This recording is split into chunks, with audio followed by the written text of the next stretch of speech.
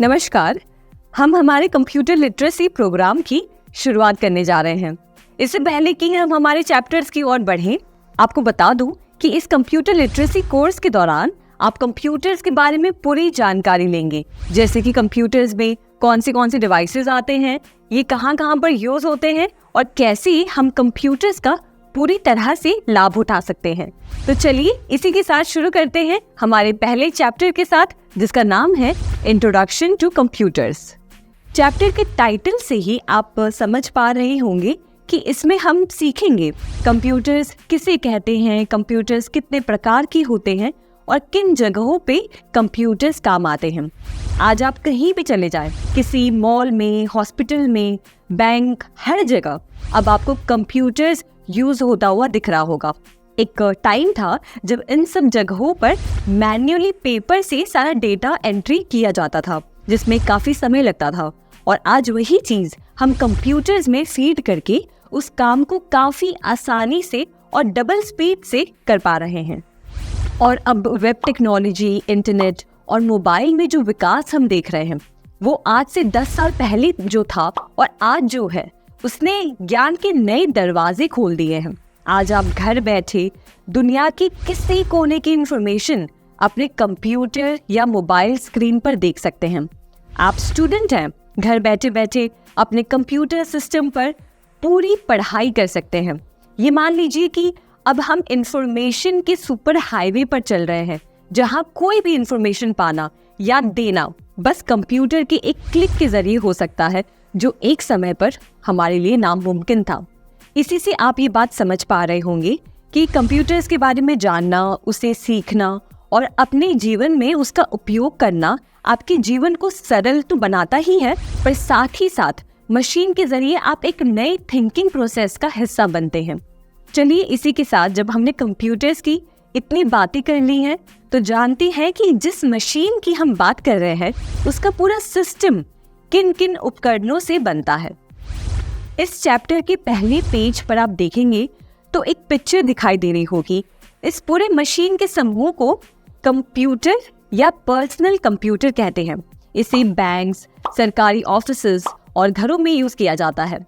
इस पर आप पढ़ाई कर सकते हैं, कैलकुलेशंस कर सकते हैं, डिजाइन तैयार कर सकते हैं और कई सारे टास्क इस पर्सनल कंप्यूटर पर कर सकते हैं।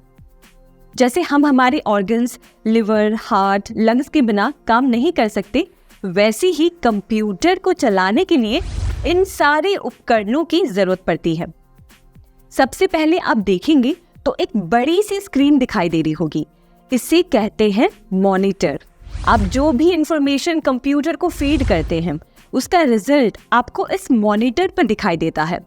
ये सबसे जरूरी हिस्सा होता है कंप्यूटर का, जो आपको आउटपुट प्रदान करता है। फिर कंप्यूटर के नीचे आपको एक सीपीयू दिखाई दे रहा होगा। ये मान लीजिए ये आपके कंप्यूटर का ब्रेन है। जो भी टास्क आप कंप्यूटर को देते हैं करने के लिए, ये वही करता है। सीपीयू एक प्राइमरी कंपोनेंट है जो सारे कंप्यूटर प्रोग्राम्स को रन करने के लिए रिस्पॉन्सिबल है। आप जो भी इनपुट देते हैं और उसका जो आउटपुट निकल कर आता है, वो इसी के जरिए होता है। अब आगे बढ़ते हैं। दूसरी चीज जो आपको दिखाई दे रही है, इसे कहते हैं डिस्क ड्राइव। डिस्क ड्राइव क्या करता है, आपकी सीडी या डीवीडी पर जो भी रिफ्लेक्टिव डेटा स्टोर्ड है, उसे रीड करता है और आपके सामने प्रेजेंट करता है। अब आगे देखते हैं फ्लॉपी डिस्क।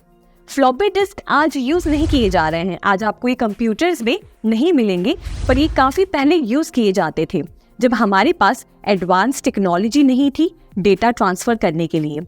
आज जो आप यूएसबी ड्राइव्स या ऑनलाइन कनेक्टिविटी या क्लाउड पर जो डेटा स्टोर कर रहे हैं, ये पहले नहीं था। पहले इन फ्लॉपी डिस्क पर डेटा स्टोर किया जाता था। आज इनकी कोई ज़रूरत नहीं है, क्योंकि इनकी स्टोरेज कैपेसिटी बहुत कम हुआ करती थी। बस केबी या एमबी में ही आप स्टोर कर पाते थे। आज हमारे पास इतनी एडवांस टेक्नोलॉजीज हैं कि चाहे आप जितनी से जितनी हैवी फाइल स्टोर करना चाहें या ट्रांसफ़र करना चाहें, इन एडवांस टेक्नोलॉजीज़ की बदौलत आप कर सकते हैं। फ्लॉपी डिस्क आज हमारे उपयोग में तो नहीं है, पर जानकारी के लिए आपको ये जानना चाहिए। चौथी चीज़ जो दिखाई पड़ रही है वो है लेज़र प्रिंटर। लेजर प्रिंटर आप जानते ही होंगे, ये वो मशीन है जो आप जेरोक्स या प्रिंट कॉपी निकालने के लिए यूज करते थे। फिर नीचे की तरफ आप देख सकते हैं सीडी रोम या सीडी रोम ड्राइव लिखा हुआ है। ये भी 20th सेंचुरी और 21st सेंचुरी की शुरुआत में यूज किया जाता था। अब इसकी जगह पर हमारे पास एडवांस टेक्नोलॉजी से बने ड्राइव्स हैं और ऑनलाइन स्टोरिंग मीडियम आ गए हैं। ये एक मीडियम था जिसके जरिए सॉफ्टवेयर, मल्टीमीडिया एप्लीकेशंस और लार्ज फाइल्स को डिस्ट्रीब्यूट करने के लिए यूज किया जाता था। सीडी रोम का फुल फॉर्म है compact disc read only memory. CD ROM में सिर्फ रीड ओनली टेक्नोलॉजी थी, जिसका मतलब है मैन्युफैक्चरिंग के समय में उस पर जो भी डेटा स्टोर है उसको आप मॉडिफाई नहीं कर सकते, उससे आप बस रीड कर सकते हैं। जबकि फ्लॉपी डिस्क एक प्रकार का ड्राइव था जिसमें आप डेटा रीड कर सकते हैं और राइट भी कर सकते हैं। इसका मतलब डेटा को मॉडिफाई भी कर सकते हैं। दोनों को अलग अलग पर्पसेस के लिए यूज किया जाता था। कई प्रकार की इनमें डिफरेंसेस थी जो इन्हें अपने काम में अलग बनाती थी। और नेक्स्ट में है सीडी रोम ड्राइव। ये एक तरह का हार्डवेयर डिवाइस हुआ करता था जिससे सीडी रोम में से डेटा को रीड करने के लिए बनाया गया था। आजकल इनको डिजिटल स्टोरेज ने रिप्लेस कर दिया है। आज के मॉडर्न कंप्यूटर्स में ये दोनों ही ड्राइव आपको देखने नहीं मिलेंगे। आगे बढ़ते हुए आपको कीबोर्ड की पिक्चर दिखाई दे रही होगी। ये एक प्राइमरी इनपुट डिवाइस है जिसमें कई तरह के कीज होते हैं। इनमें कई तरह के बटन्स होते हैं, कई तरह के स्पेशल कैरेक्टर्स होते हैं जो एक प्रकार के फंक्शन या कमांड को रिप्रेजेंट करते हैं। आप कंप्यूटर से इन बटन्स के जरिए अपने कमांड्स को पहुंचा पाते हैं। अगला है माउस। इसके बारे में तो आप जानते ही होंगे। ये कंप्यूटर स्क्रीन पर कर्सर मूव करने के लिए काम आता है। मॉडेम एक ऐसा डिवाइस है जो कंप्यूटर और इंटरनेट सर्विस प्रोवाइडर के बीच संवाद स्थापित करने में मदद करता है। ये डिजिटल डेटा को एक प्रकार से दूसरे प्रकार में बदलने और फिर से वापस बदलने में क्षमता रखता है ताकि इंटरनेट और कंप्यूटर के बीच एक कम्युनिकेशन संभव हो। उसके बाद है स्पीकर, जिसके बारे में हम अच्छे से जानते हैं। फिर है मेमोरी। कंप्यूटर मेमोरी एक इलेक्ट्रॉनिक कंपोनेंट है जो डेटा को टेम्पररी या स्थायी रूप से स्टोर या रिट्रीव करने के लिए इस्तेमाल होती है। इससे पहले हमने जाना कि कंप्यूटर्स आखिर होते क्या हैं। क्या आप जानते हैं कि कंप्यूटर्स भी कई प्रकार के होते हैं? मुख्य रूप से 3 टाइप के कंप्यूटर्स होते हैं। पहला है एनालॉग कंप्यूटर, दूसरा है डिजिटल कंप्यूटर और तीसरा है हाइब्रिड कंप्यूटर। सबसे पहले एनालॉग कंप्यूटर्स के बारे में शॉर्ट में जानते हैं। एनालॉग कंप्यूटर्स जो कि ट्रेडिशनल डिजिटल कंप्यूटर से अलग होते हैं, रियल वर्ल्ड डेटा को डायरेक्टली मैनिपुलेट करते हैं, जैसे कि वोल्टेज, प्रेशर या टेम्परेचर। इनका मेन काम होता है कंटिन्यूअस डेटा को हैंडल करना और एक आउटपुट प्रदान करना। ये कंप्यूटर्स फिजिकल क्वांटिटीज को डायरेक्टली मेजर और प्रोसेस करते हैं। एग्जाम्पल के तौर पर आप ले सकते हैं एक थर्मोमीटर जो टेम्परेचर मेजर करता है, वो भी एक तरह का एनालॉग डिवाइस है। दूसरे एग्जाम्पल के तौर पर आप गाड़ी के स्पीडोमीटर को भी ले सकते हैं। स्पीडोमीटर एक एनालॉग कंप्यूटर की तरह काम करता है जो गाड़ी की स्पीड को मेजर करता रहता है और आपको स्क्रीन पे दिखाता है कि गाड़ी कौन सी स्पीड पे चल रही है। इसके कंपैरिजन में डिजिटल कंप्यूटर्स सब कुछ बाइनरी कोड यानी कि 0 और 1 में कन्वर्ट करते हैं। इस तरह analogue computers real time data को डायरेक्टली प्रोसेस करते हैं जो उन्हें कुछ स्पेसिफिक एप्लीकेशंस में बहुत ही ज़्यादा इफेक्टिव बनाता है। इनका यूज़ आज भी कई जगह पे होता है जहां कंटिन्यूअस डेटा मॉनिटरिंग और प्रोसेसिंग की ज़रूरत होती है। आपके लिए एनालॉग कंप्यूटर्स को समझना इम्पॉर्टेंट है क्योंकि ये आपको डिफरेंट टाइप के कंप्यूटिंग सिस्टम्स के बारे में एक ब्रॉडर पर्सपेक्टिव देते हैं। अब आगे हमारे दूसरे टाइप के कंप्यूटर के बारे में जानते हैं जो कि है डिजिटल कंप्यूटर। अब डिजिटल कंप्यूटर वो कंप्यूटर है जो आपके घर में, ऑफिसेज में, स्कूल में, बैंक में हर जगह इस्तेमाल होता है। एनालॉग कंप्यूटर्स कुछ ही जगह यूज होते हैं पर डिजिटल कंप्यूटर्स आपको हर जगह दिखेंगे। जैसे हमने एनालॉग कंप्यूटर्स में देखा कि एनालॉग कंप्यूटर फिजिकल क्वांटिटी को डायरेक्टली मेजर करते हैं जैसे टेम्परेचर, प्रेशर, वैसे डिजिटल कंप्यूटर्स बाइनरी फॉर्म में डेटा को प्रोसेस करते हैं, यानी 0 और 1 के बीच में। ये calculations, gaming, information storage, data processing, data storage और भी ऐसे डिजिटल कई सारे काम के लिए यूज होता है। इसका एक सबसे क्लासिक एग्जाम्पल आप ले सकते हैं आपका स्मार्टफोन। आपका फ़ोन भी एक तरह का डिजिटल कंप्यूटर ही है। जब भी आप कोई एप्लीकेशन यूज़ करते हैं या इंटरनेट चलाते हैं तो ये डिजिटल कंप्यूटर बाइनरी कोड यानी कि 0 और 1 का इस्तेमाल करके डेटा को प्रोसेस करता है। और तीसरा और आखिरी टाइप का कंप्यूटर जो कि है हाइब्रिड कंप्यूटर। हाइब्रिड कंप्यूटर नाम से ही आप थोड़ा बहुत समझ पा रहे होंगे। ये कंप्यूटर्स एनालॉग कंप्यूटर और डिजिटल कंप्यूटर का एक मिक्स है। ये कंप्यूटर्स दोनों ही कंप्यूटर्स का लाभ उठाते हैं। एनालॉग कंप्यूटर्स की कैपेबिलिटी, रियल वर्ल्ड डेटा को प्रोसेस करने की कैपेबिलिटी, और डिजिटल फॉर्म की कैपेबिलिटी, क्रिटिकल कैलकुलेशंस और डेटा को स्टोर करने की, दोनों के ही मिश्रण से एक हाइब्रिड कंप्यूटर बनता है। इसमें पहले रिसीव किए गए एनालॉग सिग्नल्स को प्रोसेस किया जाता है, जैसे कि टेम्परेचर, स्पीड या प्रेशर, और फिर ये सिग्नल्स डिजिटल फॉर्म में कन्वर्ट किए जाते हैं, जिससे कि हमें काफ़ी एक प्रॉपर तरीके से डेटा को स्टडी करने की हेल्प मिलती है। इसका सबसे क्लासिक एग्जाम्पल आपको दूँ तो हॉस्पिटल्स में जो हार्ट मॉनिटर यूज़ किया जाता है वो भी एक प्रकार का हाइब्रिड कंप्यूटर है, जिसमें कंप्यूटर पेशेंट की हार्ट रेट को ट्रैक करता रहता है, यानी कि एनालॉग डेटा को प्रोसेस करता है और फिर इस डेटा को यूज़ करके डिजिटल फॉर्म में प्रेजेंट करता है, जिससे कि डॉक्टर समझ सकते हैं कि पेशेंट की कंडीशन क्या है, वो कैसे रिकवर कर रहे हैं। तो इससे समझिए कि इन सभी टेक्नोलॉजी जैसे कि एनालॉग, डिजिटल और हाइब्रिड, इन तीनों की हमें कितनी ज़्यादा ज़रूरत है। सभी अलग अलग पर्पस के लिए यूज़ किए जाते हैं, अलग अलग इंडस्ट्रीज़ में काम आते हैं और आने वाले समय में इनमें और परिवर्तन होता रहेगा और ये और एडवांस होते जाएंगे। अब ये तो हमने समझ लिया कि कितने मेन टाइप्स के कंप्यूटर होते हैं, पर इस डिजिटल कंप्यूटर्स के भी कुछ अपने प्रकार होते हैं। जैसे कि डिजिटल कंप्यूटर्स में micro computer, mini computer, main frame computer और सुपर कंप्यूटर्स भी आते हैं। अगर इन कंप्यूटर्स के बारे में आप पहली बार सुन रहे हैं तो टेंशन मत लीजिए, हम धीरे धीरे जानेंगे कि इन कंप्यूटर्स किस काम में आते हैं और ये अलग अलग क्यों हैं। तो सबसे पहले डिजिटल कंप्यूटर्स में सुपर कंप्यूटर्स के बारे में जानते हैं। तो सुपर कंप्यूटर से आप क्या समझ पा रहे हैं? कुछ ऐसा जो बहुत पावरफुल है, कुछ ऐसा जो उसे बाकियों से बहुत ज़्यादा शक्तिशाली बनाता है। तो ये बात बिल्कुल सही है। सुपर कंप्यूटर्स हमारे आम कंप्यूटर्स या डेस्कटॉप से कई गुना ज़्यादा पावरफुल होते हैं। इन कंप्यूटर्स में काफ़ी एडवांस CPUs, GPUs और हाई स्पीड नेटवर्किंग सिस्टम्स होते हैं, जो इसे काफ़ी ज़्यादा पावरफुल बनाते हैं। आपने नासा की रिसर्च की कभी कोई वीडियो या पिक्चर टीवी पे देखी होगी, या फिर न्यूज़पेपर में देखा होगा, या मूवीज़ में देखा होगा कि नासा या इसरो में एक अलग टाइप का कंप्यूटर यूज़ होता है जो काफ़ी बड़ा होता है। बस वही है एक सुपर कंप्यूटर। इन कंप्यूटर्स को शटल को लॉन्च करने में, उसे कंट्रोल करने में और स्पेस पे रिसर्च वर्क के लिए यूज़ किया जाता है।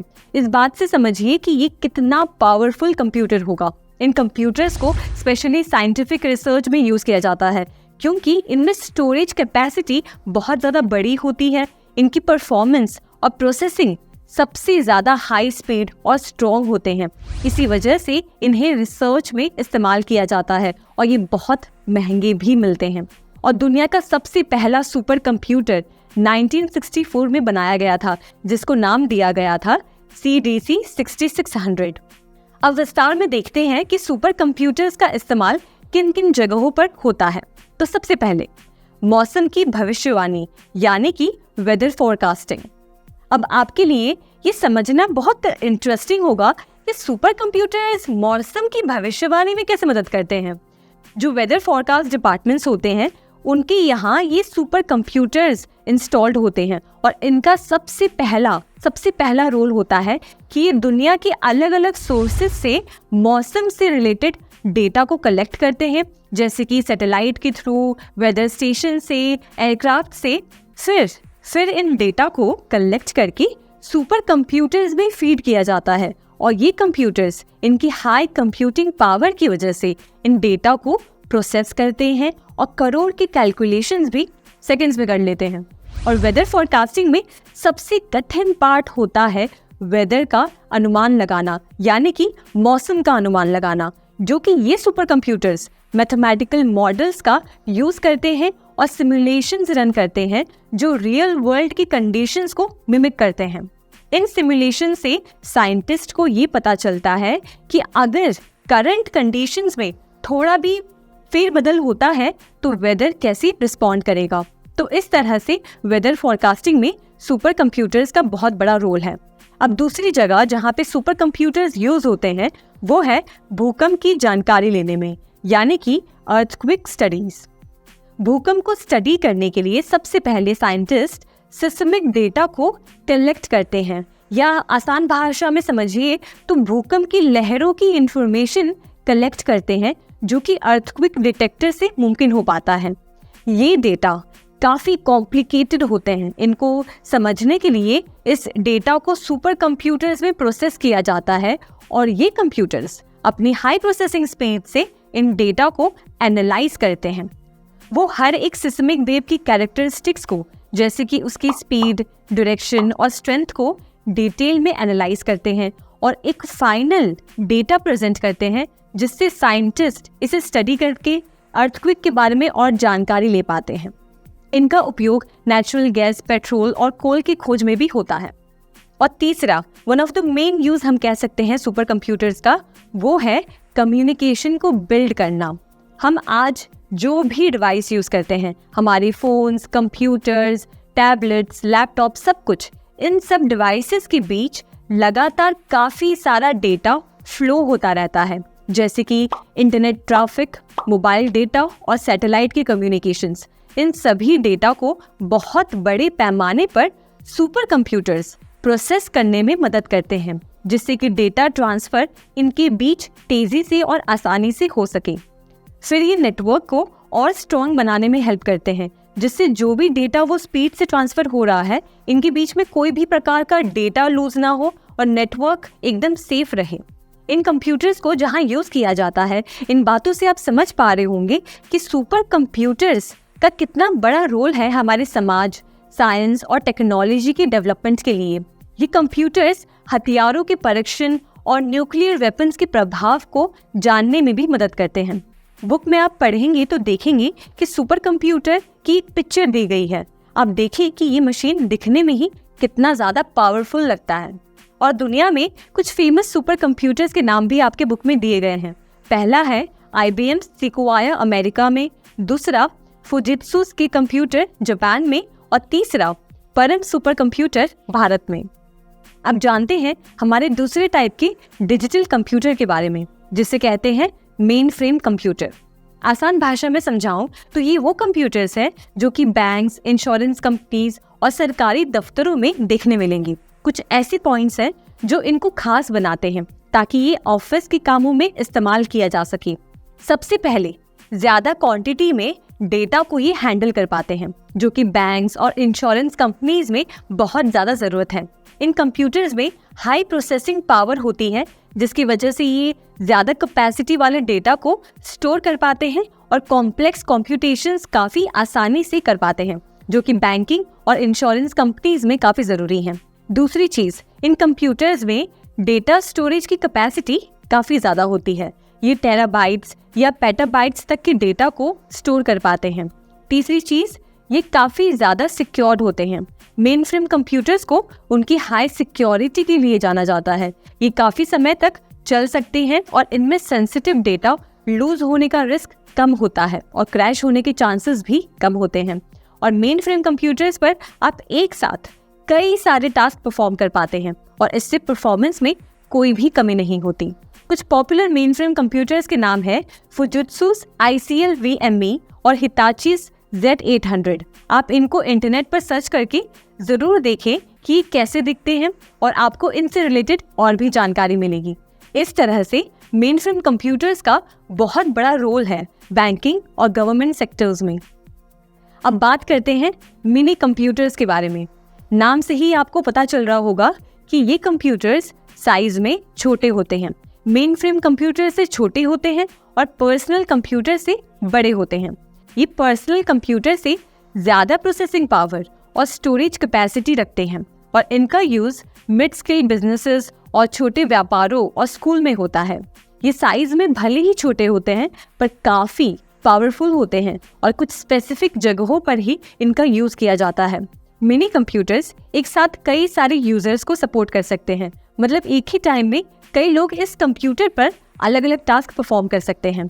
मान लीजिए एक छोटा व्यापार है जो अपनी इन्वेंट्री को एफिशिएंटली मैनेज करना चाह रहा है, तो इस जगह पे उन्हें मिनी कंप्यूटर काम आएगा। इस कंप्यूटर से वो एक ही जगह पर अपनी सारी इन्वेंट्री स्टोर कर पाएंगे और साथ ही साथ एक ही समय पर मल्टीपल एम्प्लॉयज इसे यूज कर सकते हैं। ये मिनी कंप्यूटर्स स्कूल में भी हेल्प करती है, जहाँ स्टूडेंट्स को प्रोजेक्ट्स पर काम करना होता है। यहाँ एक मिनी कंप्यूटर मल्टीपल स्टूडेंट्स को एक साथ कंप्यूटर रिसोर्सेज को एक्सेस करने की सुविधा देता है, जिससे कि सभी को अपना काम इफेक्टिवली करने का मौका मिले। इन एग्जाम्पल से आप समझ पाए होंगे कि कैसे mini computers mid range task को परफॉर्म करने में हेल्प करते हैं और इनका किन सेक्टर्स में क्या रोल होता है। कुछ मिनी कंप्यूटर्स के नाम है K202, टेक्सास इंस्ट्रूमेंट TI-990 और SDS-92। अब बढ़ते हैं चौथे और आखिरी टाइप के कंप्यूटर की तरफ, जो है माइक्रो कंप्यूटर्स। इसमें वो कंप्यूटर्स शामिल हैं जो आप घर पर, ऑफिस में अपने पर्सनल यूज के लिए यूज करते हैं। Desktop computers, laptops, PDAs, tablets और स्मार्टफोन्स, ये सब डिवाइसेस आपके माइक्रो कंप्यूटर्स हैं। आप इन माइक्रो कंप्यूटर्स को यूज करते हैं अपनी रोजमर्रा की टास्क को परफॉर्म करने के लिए, जैसे स्टडीज, रिसर्च प्रोजेक्ट, कैलकुलेशन वगैरह। ये साइज में छोटे होते हैं, पोर्टेबल होते हैं और बाकी कंप्यूटर्स की कंपैरिजन में इनकी प्राइस कम होती है। माइक्रो कंप्यूटर्स के बारे में हम अच्छे से पहले से ही जानते हैं, क्योंकि ये हमारे घर में, ऑफिसेज में और भी सरकारी दफ्तरों में यूज होते हैं। तो आगे और भी विस्तार में जानते रहेंगे। इसी के साथ आगे बढ़ते हैं हमारे इस चैप्टर के दूसरे सेक्शन में, जिसमें हम जानेंगे कंप्यूटर सिस्टम के क्या क्या बेनिफिट्स हैं।